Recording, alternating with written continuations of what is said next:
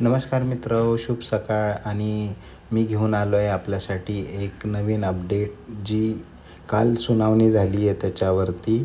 चॅनलला जर सबस्क्राईब केलं नसेल तर लगेच करा, कारण सगळ्यात पहिले अपडेट्स तुम्हाला इथेच भेटणार आहे आणि तुमच्या मेसेजवर ते पॉपअप देखील होतील मोबाईलवरतीच.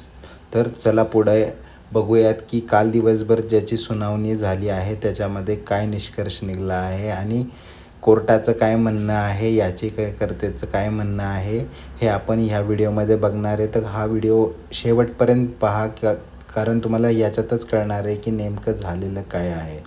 तर आपण ही अपडेट बघूयात. तर ही अपडेट आहे ABP माझावरती आज आलेल्या बातमीप्रमाणे. मुंबई, आधी सरकारी शाळेंचा दर्जा सुधारा, मग पोरं दुसऱ्या शाळेत जाणार नाहीत, असं खडेबोल सुनावलेले आहेत. या शब्दात हायकोर्टाने गुरुवारी राज्य सरकारचे कान उपटलेले आहेत. RT प्रवेशातून खाजगी विना अनुदानित शाळा वगळण्याचा निर्णय कसा योग्य आहे, हे हायकोर्टाला पटवून देणाऱ्या राज्य सरकारला हायकोर्टाने चांगलेच धारेवर धरले. RT प्रवेशातून खाजगी विना अनुदानित शाळांना वगळणाऱ्या 9 फेब्रुवारीच्या परिपत्रकाविरोधात दाखल याचिकेवर सुनावणी पूर्ण करत गुरुवारी हायकोर्टाने आपला निकाल राखून ठेवलेला आहे. तर हे महत्त्वाचं आहे की निकाल अजून राखून ठेवलेला आहे, पण वरती खडेबोल हे चांगले सुनावलेले आहेत. त्याच्यामुळे कोर्ट कुठेतरी साईड घेत आहे पालकांची, असं दिसून येत आहे याच्यावरून. तरी बघूयात पुढे काय झालं आहे. या परिपत्रकाला हायकोर्टाने मे महिन्यात स्थगिती दिली आहे. त्यामुळे RT प्रवेश सध्या खोळंबला आहे. तेव्हा यावर तातडीने सुनावणी घ्यावी, अशी विनंती सरकारी वकील ज्योती चव्हाण यांनी कोर्टाकडे केली. ती मान्य करत हायकोर्टाने दिवसभर दोन्ही बाजूंचा युक्तिवाद ऐकून त्यावरील निर्णय राखून ठेवलेला.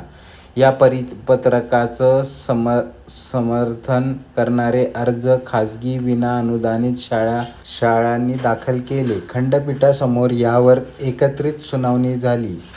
फेब्रुवारी महिन्यात परिपत्रक जारी झालं. मे महिन्यात या पत्रिकाला स्थगिती देण्यात आली. या काळात आम्ही अन्य विद्यार्थ्यांना प्रवेश दिले. आता हे प्रवेश बाधित करू नये, अशी विनंती खाजगी शाळांनी हायकोर्टाकडे केली आहे.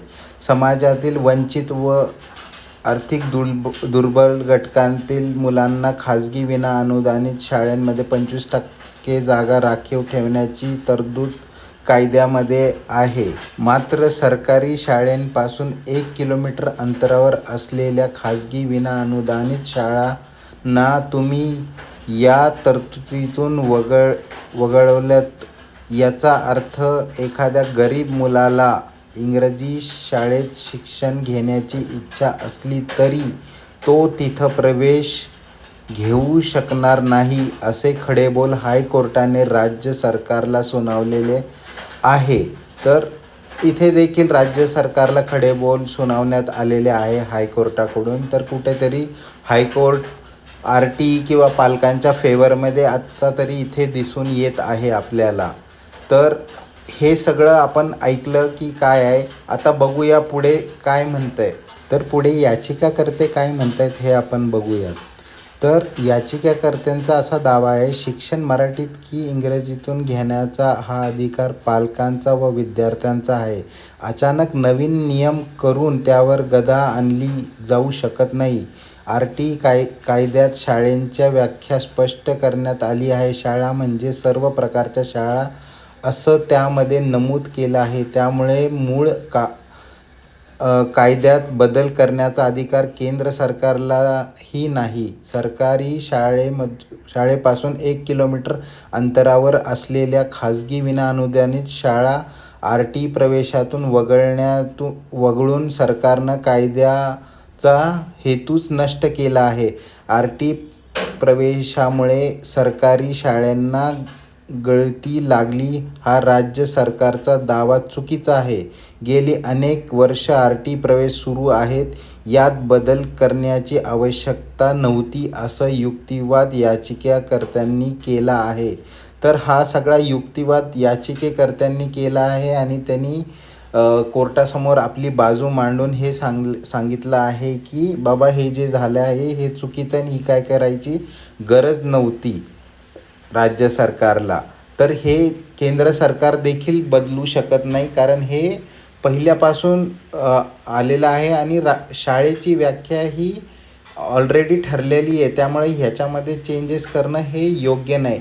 चला पुढे बघूयात काय झालं आहे. कुठेही हा व्हिडिओ स्किप करू नका, महत्त्वाचा आहे. राज्य सरकारची भूमिका काय आता याच्यात? RT प्रवेशासाठी राखीव असलेल्या जागांपेक्षा येणाऱ्या अर्जाची संख्या दिवसेंदिवस वाढत चालली आहे. सरकारी शाळेतील प्रवेश घटले आहेत. सरकारी शाळेत शिक्षक अतिरिक्त झाले आहेत. शिक्षणासाठी राज्य सरकार कोट्यवधी रुपये खर्च करतं आहे. त्यामुळे प्रवेशाचा समतोल राखण्यासाठी हा नवीन नियम केला. RT प्रवेशात 8वीपर्यंत शिक्षणाचा खर्च राज्य सरकार करतं आहे. पुढं खाजगी शाळेतील 9वीचा खर्च गरीब कुटुंबाला परवडत नसतो. खाजगी शाळेत विविध उपक्रम राबवले जातात.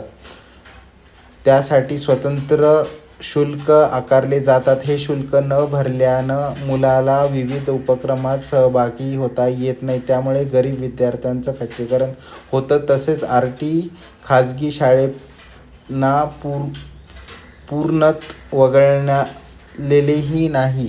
नोंदणी प्रक्रियेत इंग्रजीत व मराठीत अशा दोन्ही शाळांचा पर्याय देण्यात आलेला आहे, असा दावा सरकारने हायकोर्टाकडे केला आहे. म्हणजे बघा, राज्य सरकार हे म्हणतं आहे की बाबा 9वी 10वी किंवा 8वी नंतर गरिबांना हा परवडत नाही. पण असं नाही आहे. त्याच्यामुळे तुम्ही 8वीपर्यंत शिक्षणच देणार नाही किंवा सरकारी करायचं हे देखील चुकीचं आहे. पुढे बघूया मग शेवटीचा काय निर्णय. तर शेवटी RTमध्ये जे निष्कर्ष निघाला आहे कोर्टाकडून, तर RT प्रवेशाबाबत याचिकावरील सुनावणी पूर्ण झालेली असून मुंबई हायकोर्टाने निर्णय राखून ठेवला. म्हणजे आता हे सगळे युक्तिवाद झाले आहे. फक्त आणि फक्त आता निर्णय यायचा बाकी राहिला आहे. तर हायकोर्टाने सध्या तरी निर्णय राखून ठेवला आहे. हा निर्णय कधी देणार आहे याचं काहीसुद्धा आपल्याकडे सध्या अपडेट नाही आहे.